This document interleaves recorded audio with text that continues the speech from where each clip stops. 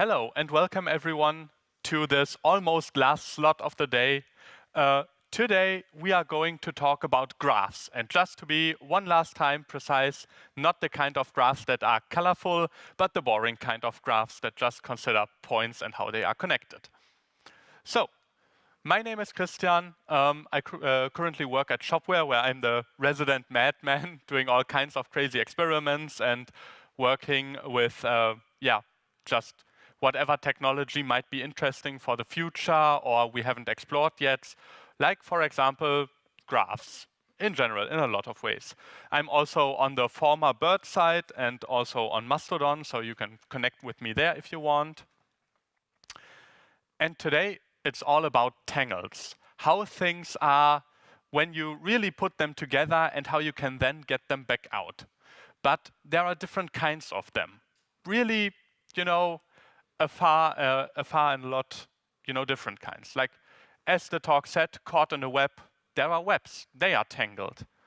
There are cities from up above, and there are maps. And all of them share something. They are all very visually busy and very connected, basically. And so these share something which we will explore further. But untangling structures such as those really isn't a new issue. It's been around for over hundreds of years. For example, basically the first problem where it happened is in this tiny image. I've gracefully copied from Wikipedia, and it is about the 7 bridges problem of Königsberg, which is now called Kaliningrad. And this was in 1736, where the question came up, how can I move across the city and move over each bridge only once? So what started out as quite a let's say, drunken question over a few beers in the evening in a bar, turned out to be actually pretty mathematically profound. Because there is no way you can solve this problem easily and elegantly with your normal tool set. Like, you would see, you can see how things are related.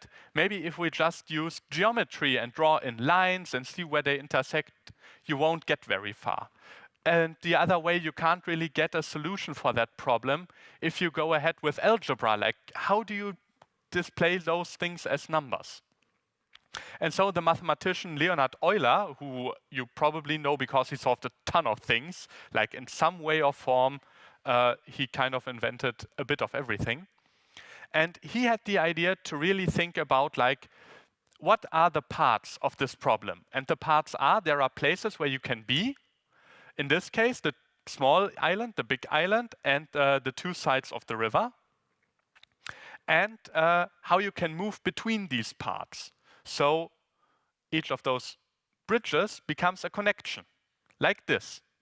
Now, this has now no real relation to any geometrical model anymore. This is just about points that are connected through edges. And what he figured out is that if you want to get from a place to another place, you have to first enter one of those nodes and then exit it, and then enter another node and then exit this as well. And this means that you have to enter each node and leave each node, which means it needs to have an even number of connections, because you need one connection to get in and another connection to get out. And if your node has an uneven number of connections, you cannot move across all of them without using one of those connecting edges twice. And so he proved that it is not mathematically possible to find a path through this graph by just moving across each connecting edge once. And as such, you cannot get in the city over each bridge without using a single bridge twice. But how do mathematicians today describe graphs? Very simple. That's just a function of your vertices, edges, and phi. Easy, right? Not at all. And this is why I'm going to give you a short introduction on what it means. So V, it stands for vertices. The vertices are the points that you are connecting. These are really just points. They have an ID, a single number. You have vertex 1, vertex 2, vertex 3. nothing else except their identity. You then have edges. Edges are also pretty much nothing else except identities. And then you get phi, which basically maps the identity of the edges to two vertices. So you can connect two vertices by describing them, or you can describe an edge by describing it as two vertices. An edge connects two parts, so you have vertex 1, vertex 2, and those vertices need to be from all the vertices in your graph. Still easy? Not really, but there is a human way to look at this, a non-mathematician way, and this is vertices are points, edges is how those points are connected, nothing else. Graphs are only about how are data points connected. They don't have coordinates like you would expect if you're talking about graphics or computer graphics. No coordinates. They can be arbitrarily put into space, and however you put them is just to make it easier to understand as a human. And this is what unites nets and cities and maps is. These are all displayable, transformable into graphs. So each time two roads meet, you can describe that as a point with the roads that meet there as the edges. And this is how tools like Google Map can then use graph algorithms to trace your path from A to B and give you a description of how to get there. And so with that, we can see that graphs do imply some form of navigation. But this isn't just navigation in the physical sense. You know, as web developers, it's very far in between that we have to actually think on which roads do we need to take to get from one place to the next. But what we deal all the time is we deal all the time with data.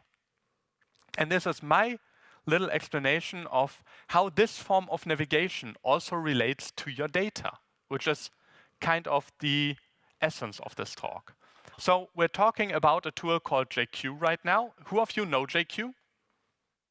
That's good. I've seen lots of hands, but not all of them. And so the quick explanation is JQ is a command line tool that makes it really easy to edit and to read and modify JSON data. So it has its own little syntax that describes how to access and how to modify data in JSON objects.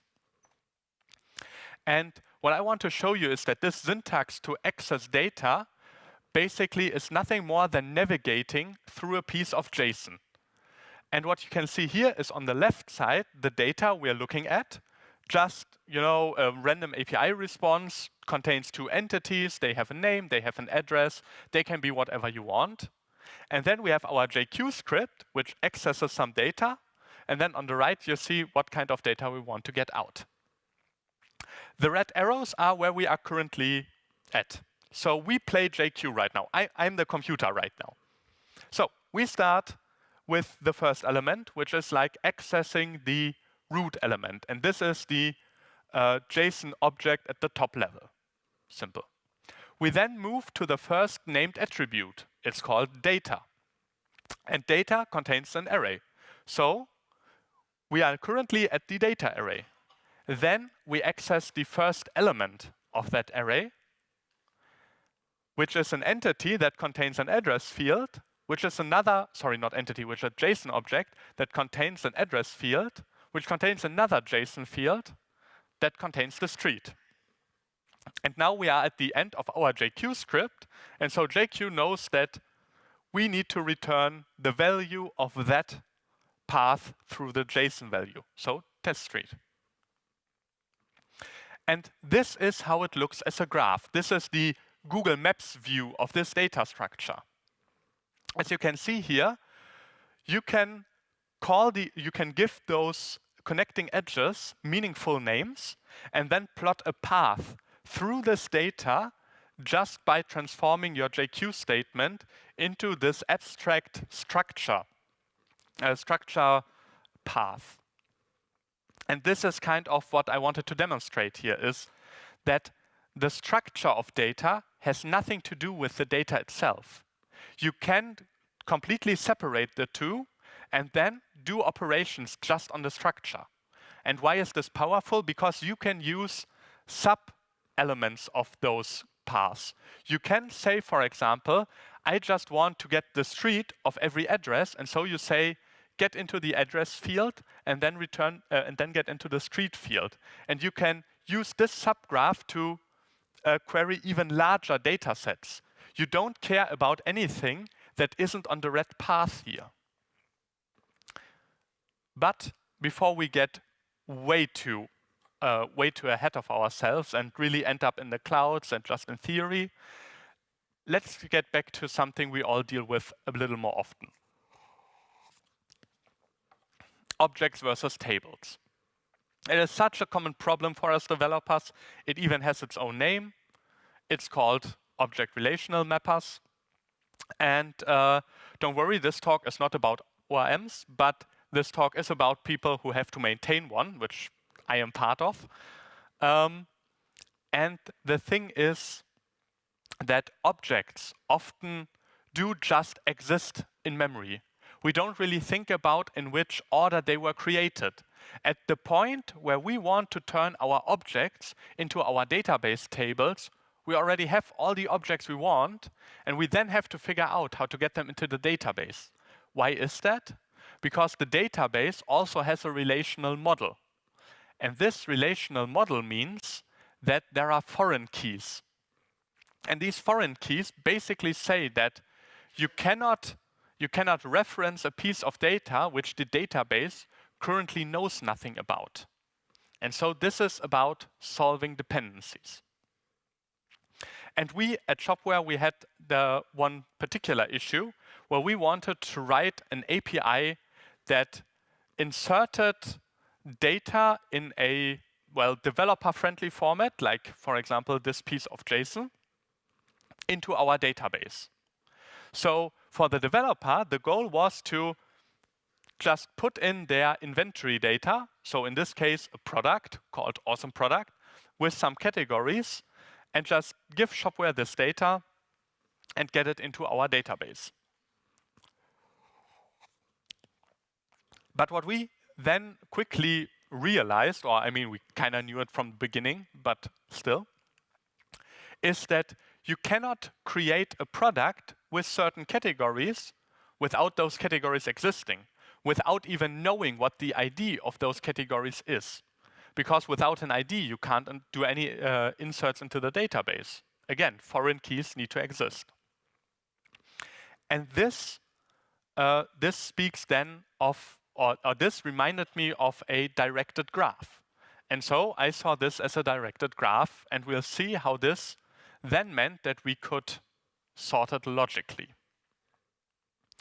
But first of all, what even is a directed graph?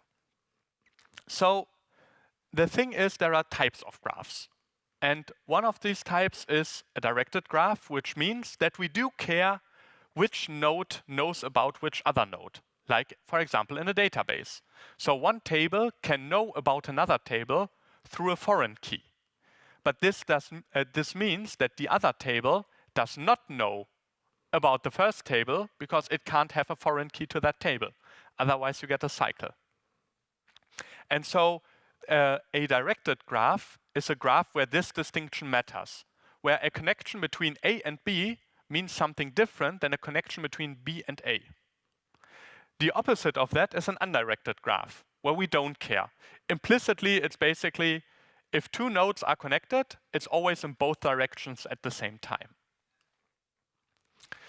But now that we know we have a directed graph, and we know that we are about to solve dependencies, we can now think about how do we order a graph.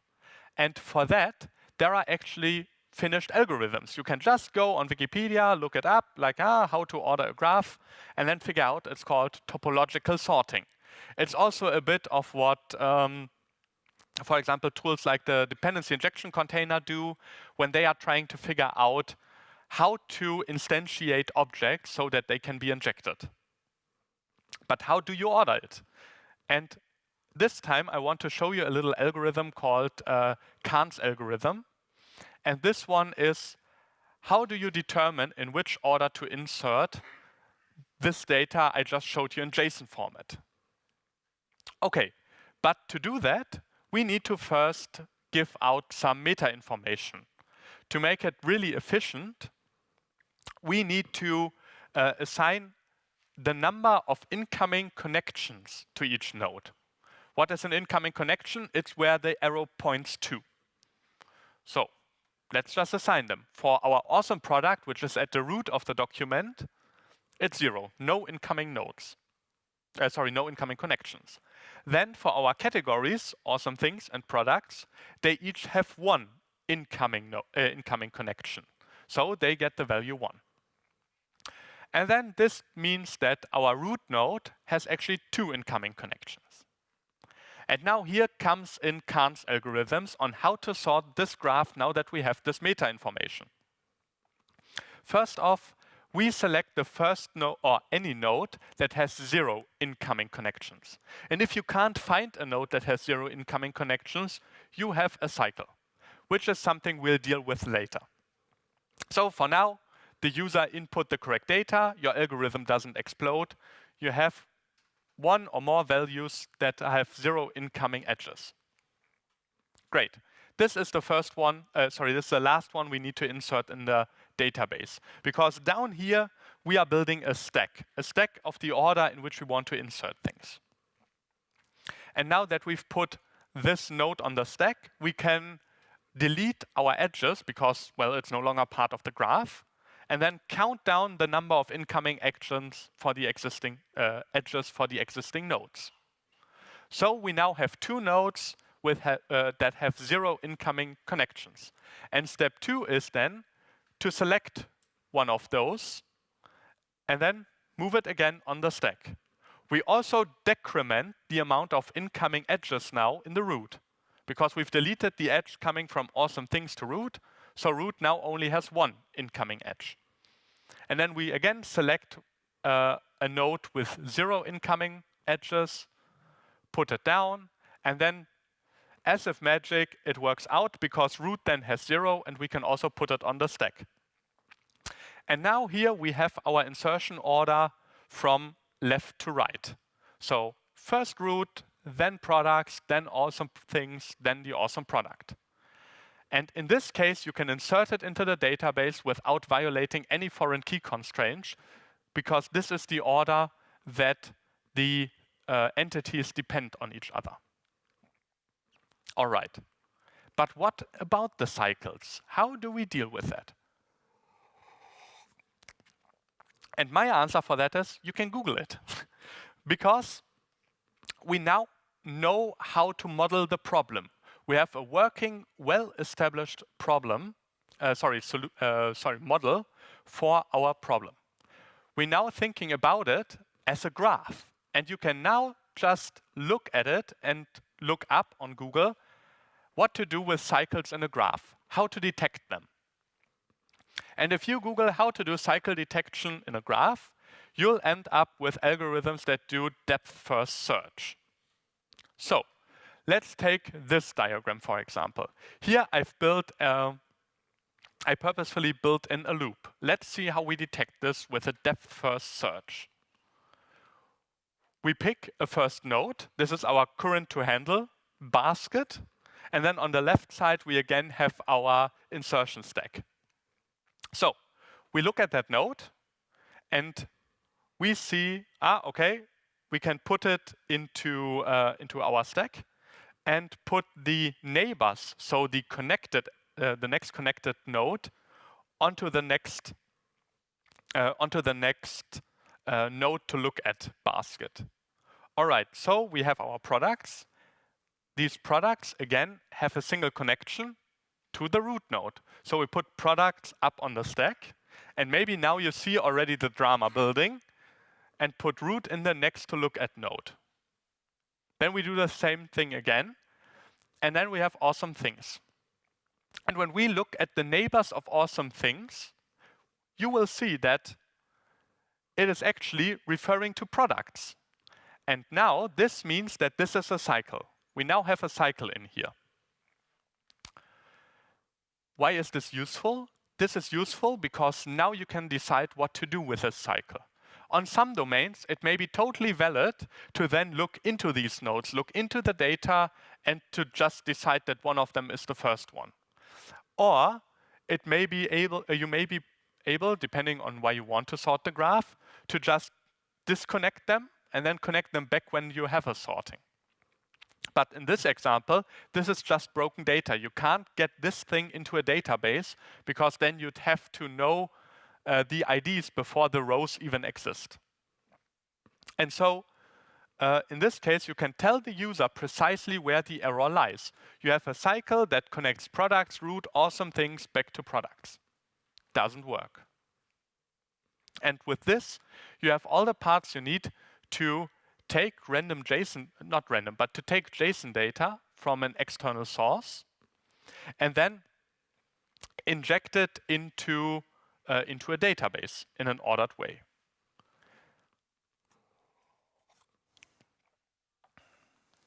But we are not done yet. So there is another graph we all know, maybe some of them a bit too well, and I hope most of you do, because maybe not all. And this is Git. So Git is actually a tree, and a tree is a graph, and it is even a directed tree, because it works from the future to the past. This is an exemplary Git tree, very simple. We have our head commit, which is like where we're currently at. We have a branch way up there, you know, it's just a marked thing that somebody has changed.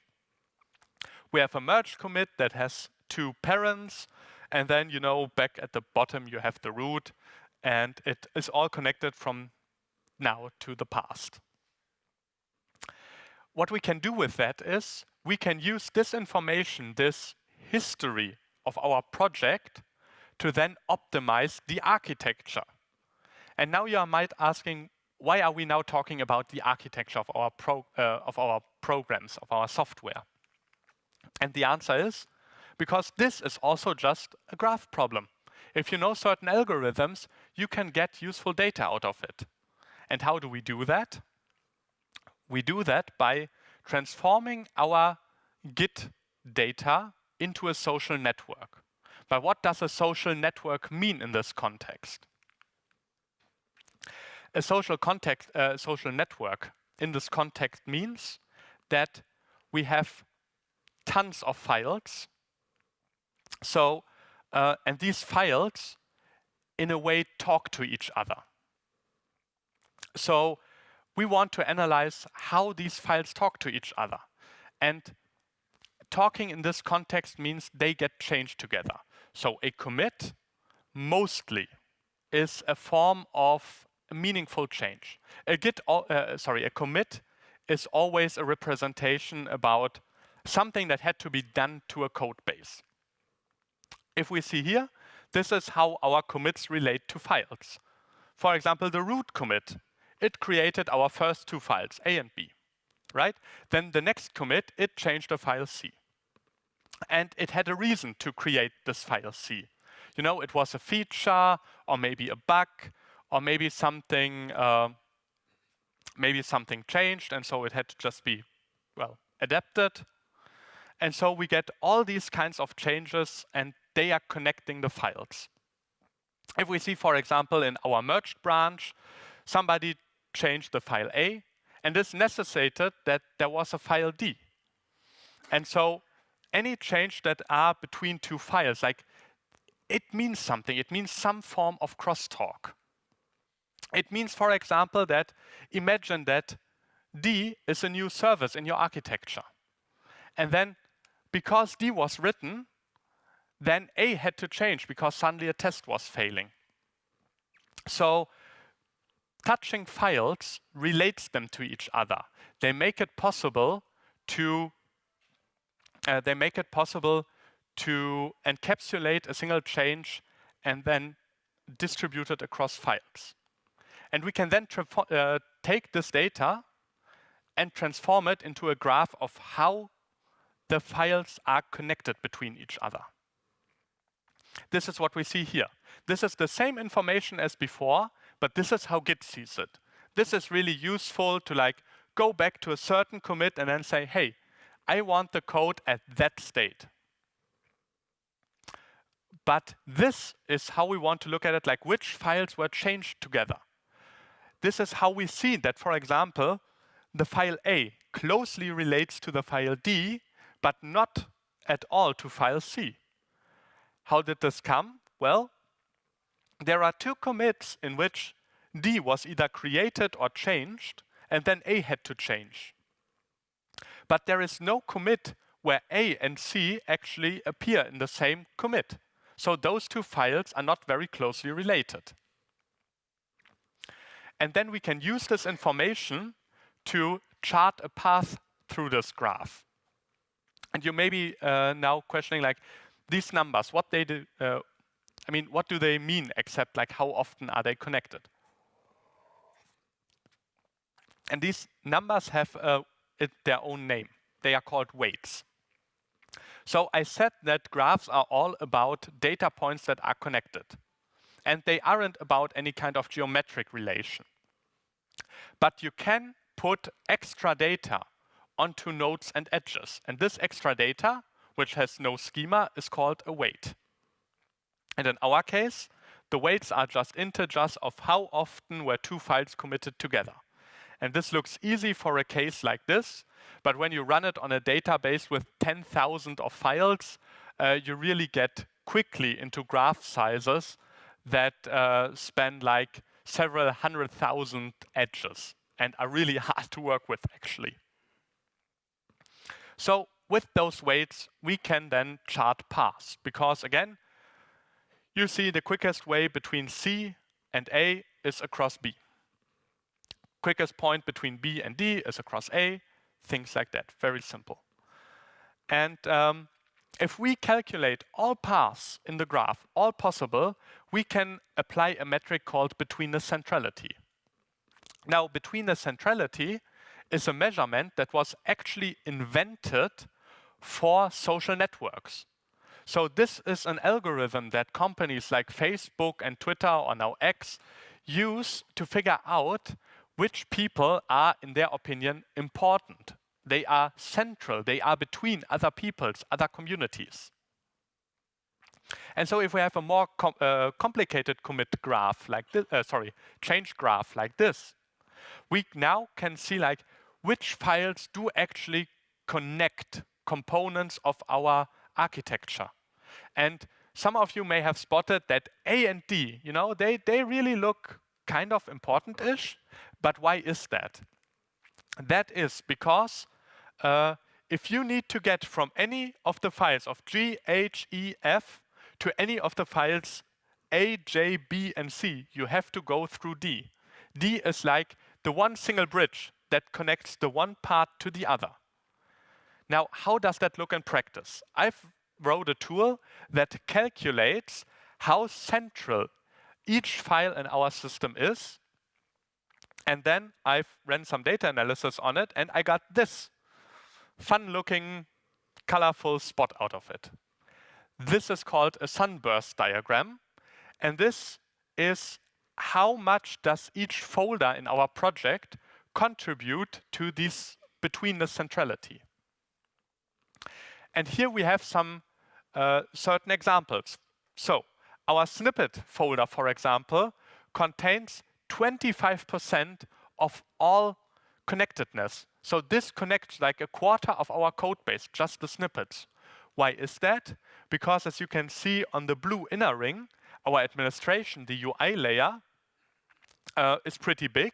And so if you change the UI layer, you also need to touch the snippets, because for any new UI, you need new strings that describe to the user what things are doing. And so the snippets connect a lot of code. And in the same vein, we have also E2E tests.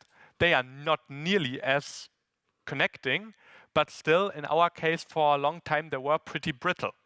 And as those tests were brittle, every time somebody had to change something in the UI, a little bit of JavaScript here, a little bit of CSS there, the E2E test broke.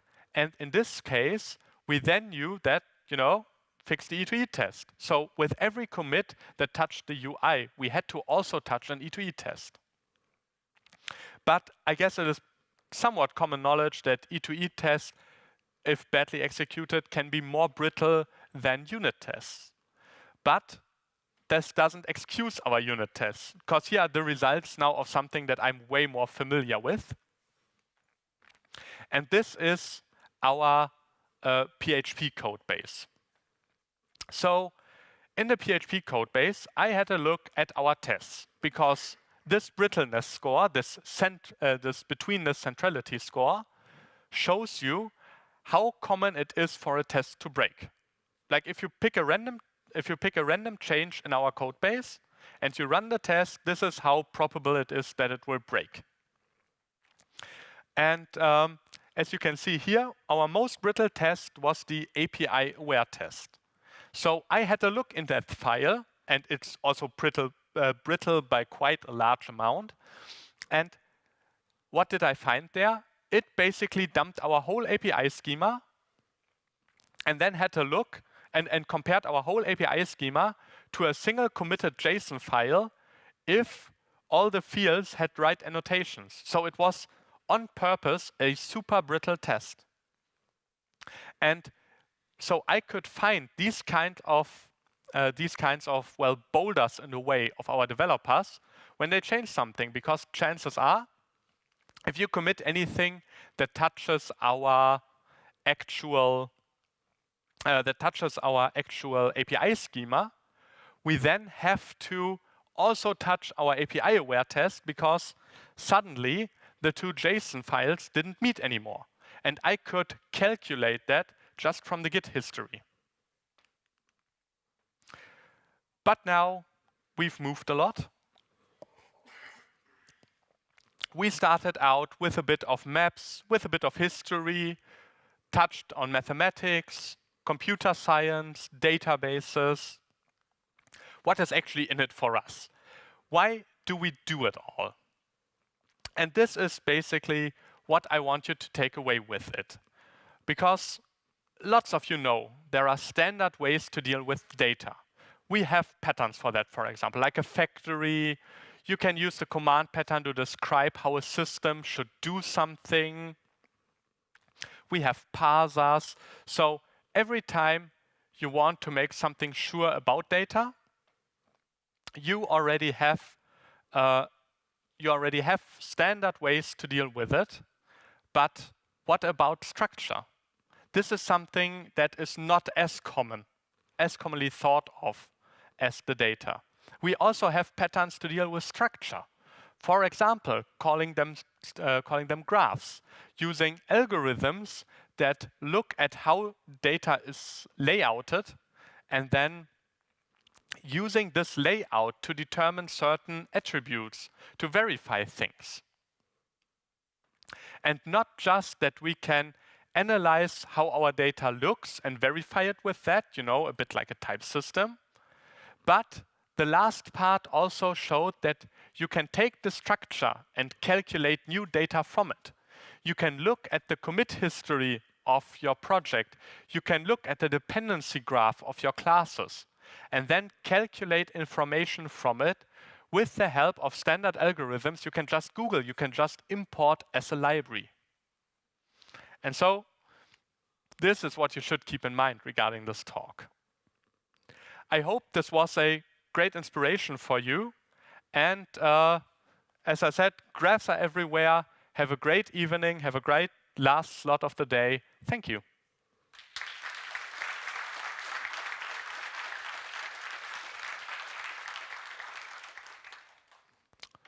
So, do we have time for some questions? 1 minute.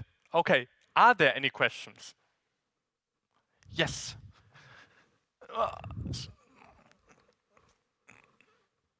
What are some good reasons to use graph structures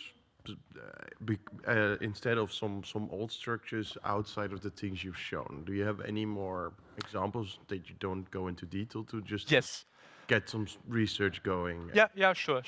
So for example, one thing I did was, you may know the tool DepTrack, and this kind of analyzes like how classes are allowed to depend on each other.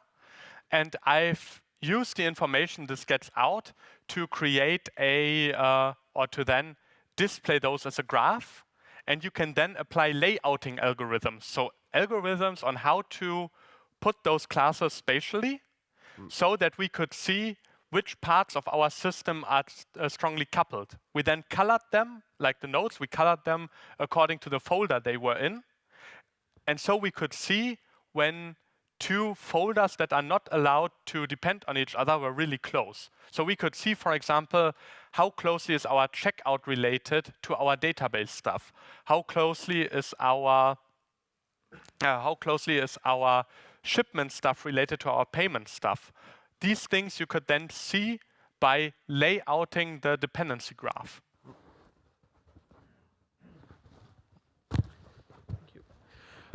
Is there any toolset to analyze our repositories, and what did you use to generate the graphs with the deepness of the relations between your classes? So the standard answer would be use Python and NetworkX to do that. But this gets very slow for huge graphs like a whole repository. So in this case, I just rewrote the Python algorithm in Rust and then had it run in massively parallel. And so it finished in like 2 minutes instead of 20 hours.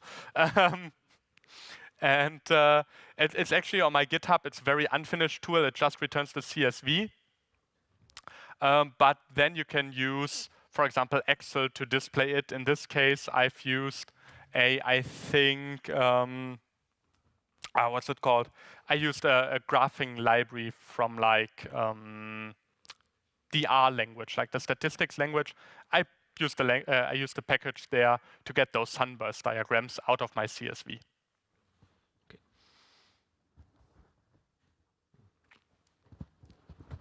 Do you have the code where you calculated the centrality for certain stuff somewhere as well? Yes. It's on my GitHub, and it's called Rorqual, like the whale thing. It's a weird name. I don't know if I can show it to you, but if you want, I can write it in the Symfony Slack. So apologies, in the Symfony Slack. All right. So, yeah. All right, with that, thanks again. Enjoy the rest of the day.